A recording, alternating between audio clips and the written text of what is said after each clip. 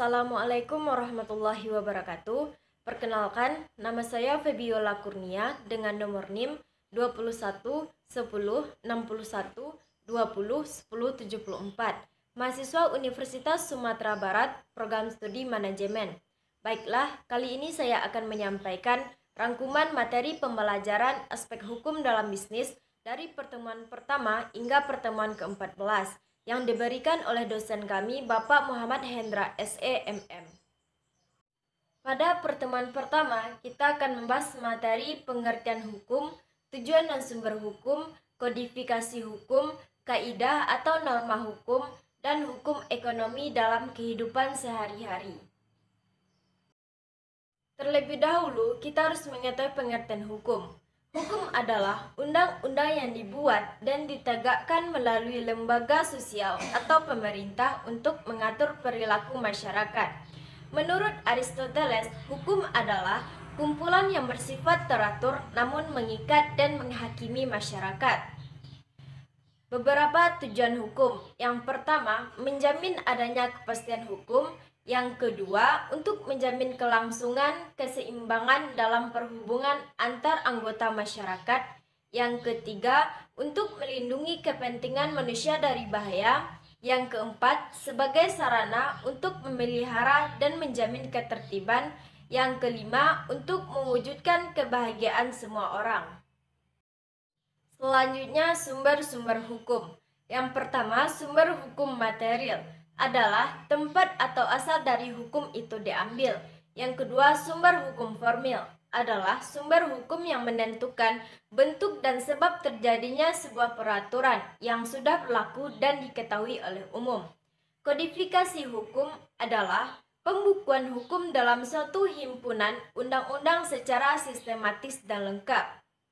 Menurut bentuknya, kodifikasi hukum dibagi menjadi dua macam. Yang pertama, hukum tertulis adalah hukum yang dicantumkan dalam sebuah peraturan. Yang kedua, hukum tidak tertulis adalah hukum yang masih hidup dalam masyarakat tetapi tidak tertulis namun ditaati. Selanjutnya, kaidah atau norma hukum.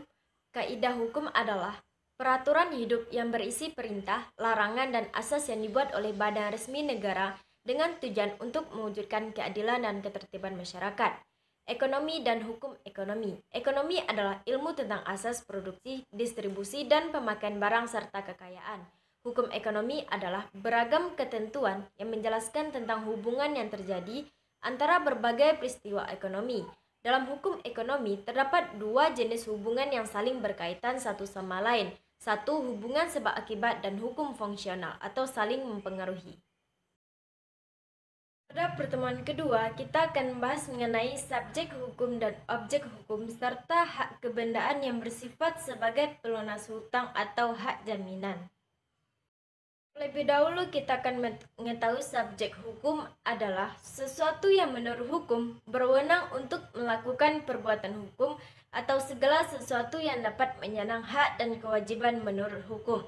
Jenis subjek hukum manusia.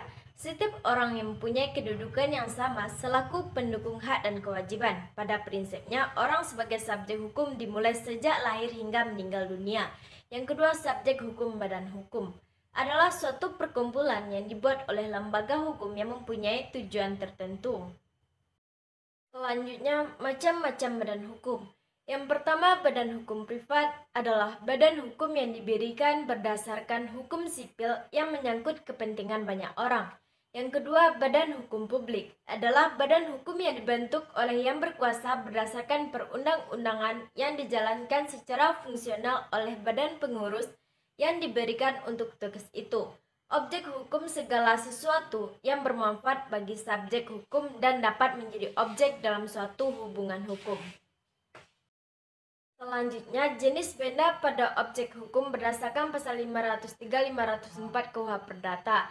Yang pertama, benda bergerak dan benda tidak bergerak. Hak kebendaan yang bersifat sebagai pelunas hutang ialah hak jaminan yang melekat pada kreditor yang memberikan kewenangan untuk melakukan eksekusi kepada benda yang dijadikan sebagai jaminan. Macam-macam pelunasan hutang. Yang pertama, Jaminan umum adalah jaminan yang terbentuk karena sudah ditentukan oleh undang-undang. Yang kedua, jaminan khusus adalah jaminan yang timbul karena sebuah perjanjian. Pada pertemuan ketiga, kita akan bahas mengenai hukum perdata yang berlaku di Indonesia.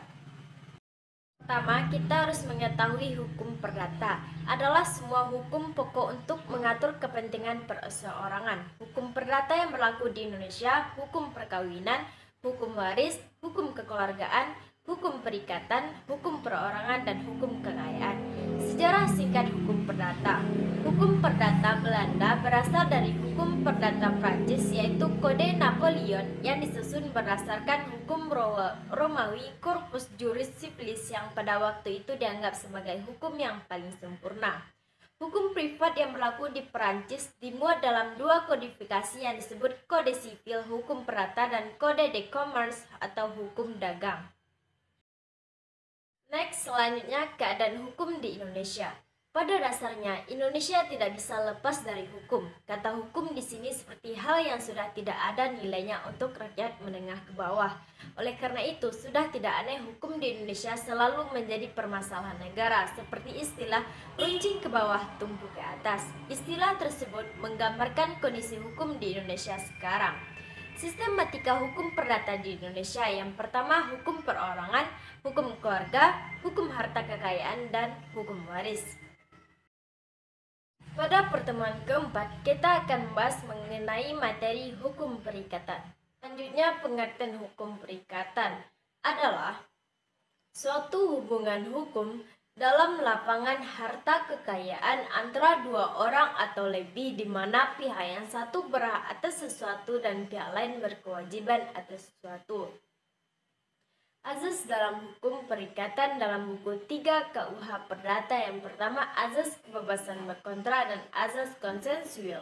Pengertian wan prestasi adalah suatu kondisi tidak dilaksanakannya kewajiban sebagaimana mestinya yang telah disepakati. Selanjutnya bentuk wan prestasi. Yang pertama wan prestasi berupa tidak memenuhi kewajiban, wan prestasi terlambat memenuhi kewajiban, dan wan prestasi tidak sempurna memenuhi kewajiban. Hapusnya perikatan jika memenuhi kriteria pada pasal 1381 KUH Perdata, pembaruan hutang, perjumpaan hutang, pembebasan hutang, musnahnya barang berhutang, kebatalan dan pembatalan perikatan, serta syarat yang membatalkan dan kadaluarsa. Pada pertemuan kelima, kita akan membahas materi perjanjian baku atau standar yang pasalnya ditentukan perjanjian yang diatur dalam dan di luar Banjir Like Wet Book. Kita harus mengetahui standar kontrak adalah penggunaan klausula eksonerasi dalam transaksi konsumen. Macam-macam perjanjian. Perjanjian cuma-cuma, perjanjian sepihak, perjanjian konsensual, formil, dan real. Perjanjian bernama, tidak bernama, dan campuran. Pasal 1320 KUH Perdata mengatur bahwa untuk saatnya perjanjian diberlakukan 4 syarat. Syarat merek yang mengikat, kecakapan untuk membuat perikatan, suatu hal tertentu, dan suatu sebab yang halal. Pembatalan perjanjian. Suatu perjanjian dapat dibatalkan oleh salah satu pihak yang membuat perjanjian. Perjanjian dibatalkan oleh salah satu pihak biasanya terjadi karena yang pertama pelanggaran, pihak kedua mengalami keberangkutan terkait resolusi, terkait hukum, tidak lagi memiliki lisensi. Pertemuan ke-6 kita akan bahas materi hubungan hukum perdata dengan hukum dagang. Nah, apa sih hubungan hukum dagang dengan hukum perdata? Hukum dagang adalah aturan hukum yang mengatur hubungan orang yang satu dan lain dalam bidang perniagaan. Sedangkan hukum perdata adalah keseluruhan peraturan yang mempelajari tentang hubungan antar individu, hubungan pengusaha dan pembantunya. Sebuah perusahaan dapat dikerjakan dalam bentuk kerjasama. Dalam menjalankan perusahaannya, penguasa dibantu oleh orang yang disebut pembantu perusahaan. Pengusaha dan kewajibannya. Ada dua macam kewajiban yang harus dilakukan oleh perusahaan atau pengusaha. Yang pertama, membuat pembukuan. Pasal 6 KUH Dagang Undang-Undang Nomor 8 Tahun 1997 tentang dokumen perusahaan. Yang kedua, mendaftarkan perusahaannya sesuai Undang-Undang Nomor 3 Tahun 1982 tentang wajib daftar perusahaan. Pertemuan ketujuh kita akan bahas materi bentuk-bentuk badan usaha, perseroan terbatas, koperasi, yayasan, dan badan usaha milik negara. Bentuk-bentuk badan usaha. Badan usaha adalah kesatuan yuridis dan ekonomis yang menggunakan modal dan tenaga kerja untuk mencari keuntungan. 1. Perusahaan perseorangan adalah perusahaan yang biasanya dijalankan oleh satu orang pengusaha. Yang kedua, badan usaha berbadan hukum. Badan usaha berbadan hukum terbagi menjadi dua. Yang pertama PT, yang kedua koperasi. 3. Usaha yang berbadan hukum adalah usaha bersama dalam skala yang belum begitu besar, terbagi menjadi 3. Pertama, firma, CV, dan persekutuan perdata. Selanjutnya, perseroan terbatas adalah badan hukum yang didirikan berdasarkan perjanjian dengan modal dasar yang seluruhnya terbagi dalam saham. Koperasi, perkumpulan ekonomi yang beranggotakan orang, memberikan kebebasan pada anggota dan mengikuti aturan ada dengan bekerja sama secara kekeluargaan. Yayasan, badan hukum yang memiliki tujuan sosial, keagamaan, kemanusiaan, dan BUMN adalah keseluruhan asetnya dikuasai oleh negara. Pertemuan 8 kita akan bahas mengenai wajib daftar perusahaan. Pengertian daftar perusahaan adalah catatan resmi yang diadakan menurut aturan berdasarkan ketentuan undang-undang. Tujuan wajib daftar perusahaan yang pertama, mencetak secara benar keterangan perusahaan, menjamin kepastian berusaha bagi dunia usaha, terciptanya transparansi dalam kegiatan usaha, menyediakan informasi resmi untuk pihak berkepentingan. Selanjutnya, sifat wajib daftar perusahaan. Daftar perusahaan bersifat terbuka adalah daftar perusahaan itu dapat dipergunakan oleh pihak ketiga. Selanjutnya, kewajiban daftar perusahaan. Yang pertama, berkedudukan di wilayah NKRI. Yang kedua, pendaftaran dilakukan oleh pemilik. Yang ketiga, perusahaan harus memenuhi kewajiban. Cara dan tempat waktu pendaftaran. Yang pertama, mengisi formulir dan menyerahkan formulir. Hal yang wajib didaftarkan. Yang pertama, nama perusahaan, tanggal pendirian, kegiatan pokok, alamat, dan kegiatan usaha. Pada pertemuan ke-9 kita akan bahas mengenai pengertian hak kekayaan intelektual, prinsip haki, klasifikasi haki, dan dasar hukum haki di Indonesia. Pengertian hak kekayaan intelektual adalah hak yang didapatkan dari hasil olah pikir manusia untuk dapat menghasilkan suatu produk, jasa, atau proses yang berguna untuk masyarakat. Prinsip haki yang pertama, prinsip ekonomi, prinsip keadilan, prinsip kebudayaan, dan prinsip sosial. Klasifikasi haki yang pertama, hak cipta. Hak khusus bagi pencipta untuk mengumumkan ciptaannya. Yang kedua, hak kekayaan industri adalah hak yang mengatur segala sesuatu milik perindustrian. Yang ketiga, hak paten adalah hak eksklusif yang diberikan oleh negara kepada inventor atas penemuannya. Yang keempat, hak merek. Dasar hukum haki. Yang pertama, Undang-Undang Nomor 19 Tahun 2002 diganti dengan Undang-Undang Nomor 28 Tahun 2014 tentang hak cipta. Yang kedua, Undang-Undang Nomor 4 Tahun 2001 tentang hak paten. Yang ketiga, Undang-Undang Nomor 15 Tahun 2001 tentang hak merek. Pertemuan 10 kita akan bahas materi prosedur permohonan hak cipta, paten, merek, desain industri, dan rahasia dagang ke Ditjen Haki. Pertama, hak cipta. Yang pertama, masuk ke situsnya terlebih dahulu. Yang kedua, registrasi. Ketiga, login. Keempat, unggah dokumen. Yang kelima, melakukan pembayaran. Keenam, tunggu proses pengecekan pendaftaran. Pencatatan ciptaan telah disetujui. Ketujuh, sertifikat dapat diunduh. Selanjutnya, hak paten. Yang pertama, registrasi akun. Yang kedua, pilih buat permohonan baru. Yang ketiga, unggah data. Yang keempat, isi formulir. Lakukan pembayaran.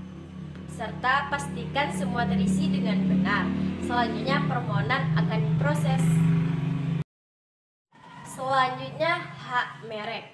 Yang pertama, pengecekan merek.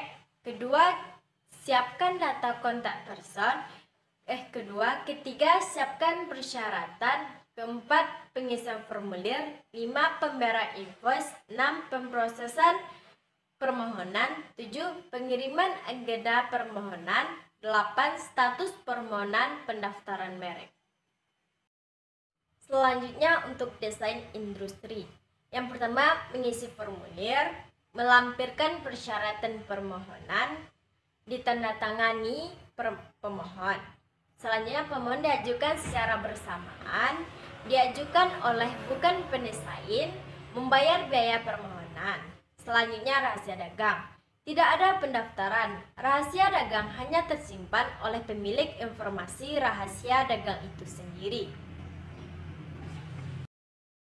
Pada pertemuan ke-11, kita akan membahas mengenai materi konsumen dan pelaku usaha. Nah, pengertian konsumen.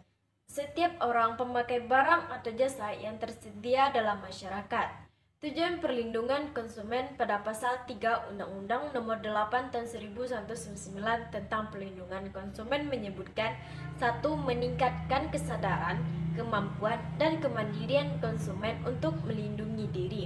Yang kedua, mengangkat harkat dan martabat konsumen dengan cara menghindarkan dari akses negatif pemakaian barang atau jasa. Hak konsumen pada pasal 4 Undang-Undang Nomor 8 Tahun 1999 tentang Perlindungan Konsumen. Yang pertama, hak atas kenyamanan, keamanan, dan keselamatan dalam mengkonsumsi barang atau jasa. Yang kedua, hak untuk memilih barang atau jasa serta mendapatkan barang atau jasa sesuai dengan nilai tukar dan kondisi serta jaminan yang dijanjikan. Next, selanjutnya pelaku usaha adalah setiap orang yang mendirikan dan berkedudukan melakukan kegiatan usaha dalam wilayah NKRI melalui perjanjian penyelenggaraan kegiatan usaha dalam bidang ekonomi. Hak pelaku usaha yang pertama, hak untuk menerima pembayaran sesuai dengan kesepakatan mengenai kondisi dan nilai tukar barang atau jasa. Yang kedua, hak untuk mendapatkan perlindungan hukum dari tindakan konsumen yang beritikat tidak baik. Selanjutnya, kewajibannya pasal 7 Undang-Undang Nomor 8 Tahun 1999 tentang Perlindungan Konsumen. Yang pertama, beritikat baik dalam melakukan kegiatan usaha. Yang kedua, memberikan informasi yang benar, jelas, dan jujur mengenai kondisi dan jaminan barang atau jasa, serta memberi penjelasan, penggunaan, perbaikan, dan pemeliharaan. Pada pertemuan ke-12, kita akan bahas mengenai anti monopoli dan persaingan usaha tidak sehat serta kegiatan yang dilarang dan perjanjian yang dilarang. Pertama, pengertian monopoli adalah suatu bentuk penguasaan atas produksi dan pemasaran barang atau jasa oleh satu pelaku usaha. Azas yang berkaitan dengan keberadaan Undang-Undang Nomor 5 Tahun 1999 tentang larangan praktek monopoli dan persaingan usaha tidak sehat yang berasaskan demokrasi ekonomi. Selanjutnya, kegiatan yang dilarang dalam anti monopoli. Yang pertama, monopoli, monopsoni, penguasaan pasar, persekongkolan, posisi dominan, jabatan rangkap, pemilik saham, penggabungan, peleburan, dan pengambil alihan. Perjanjian yang dilarang dalam anti monopoli.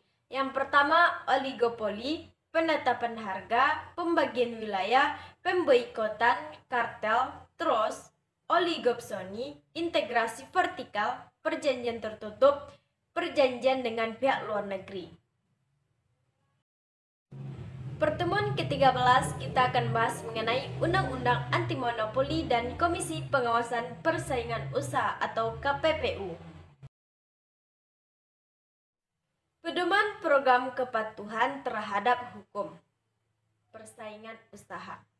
Panduan bagi pelaku usaha yang akan mengikuti program kepatuhan persaingan usaha yang dibuat sebagai upaya untuk mencegah pelaku usaha dari pelanggaran.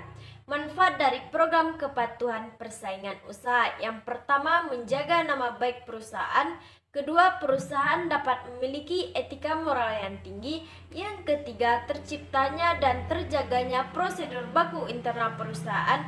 Yang keempat, meminimalisirkan konsekuensi biaya. 5. Mendorong perusahaan untuk memelihara nilai persaingan usaha yang sehat. Selanjutnya, kerangka penyusunan laporan kepatuhan. Yang pertama, tujuan, komitmen dari elemen perusahaan, mengidentifikasi penanggung jawab, cakupan program kepatuhan, pelatihan dan mitigasi. Keenam, konsekuensi pelanggaran. 7, skema pengawasan yang efektif. 8, mekanisme pelaporan internet, sanksi, monitoring dan audit, dan penyesuaian secara berkala. Sanksi pelanggaran KPPU. Pelanggaran terhadap ketentuan pasal 41 diancam pidana denda paling banyak 5 miliar rupiah atau pidana kurungan 1 tahun penjara.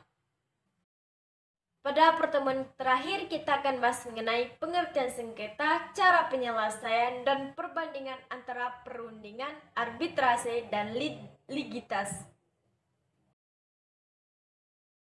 Kita harus mengetahui pengertian sengketa adalah pertentangan antara orang, kelompok, atau organisasi terhadap satu objek permasalahan. Cara penyelesaian yang pertama, luar pengadilan dengan negosiasi, artinya perundingan atau musyawarah. Yang B, mediasi, artinya penyelesaian dengan bantuan orang ketiga. Yang C, arbitrasi, artinya penyelesaian sengketa di mana para pihak menyerahkan kewenangannya kepada pihak netral.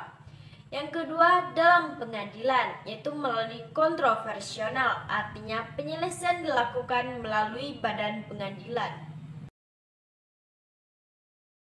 Kelebihan dan kelemahan.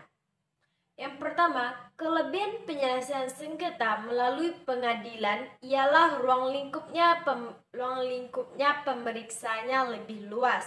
Yang kedua, kelemahan penyelesaian sengketa melalui pengadilan ialah kurangnya kepastian hukum dan hakim yang awam. Perbandingan antara perundingan, arbitrase, dan litigiasi. Yang pertama, perundingan yang mengaturnya para pihak, prosedurnya informal dan jangka waktu 3-6 minggu. Yang kedua, arbitrase yang mengaturnya arbiter, prosedurnya agak formal sesuai dengan rule, jangka waktunya 3-6 bulan. Yang C, litigasi yang mengaturnya hakim, prosedurnya sangat formal dan jangka waktunya lebih dari 2 tahun. Baiklah, itu saja yang dapat saya sampaikan mengenai rangkuman materi pembelajaran aspek hukum dalam bisnis dari pertemuan pertama hingga pertemuan ke-14. Apabila ada kesalahan kata, saya mohon maaf. Wabillahi taufiq wal hidayah. Wassalamualaikum warahmatullahi wabarakatuh.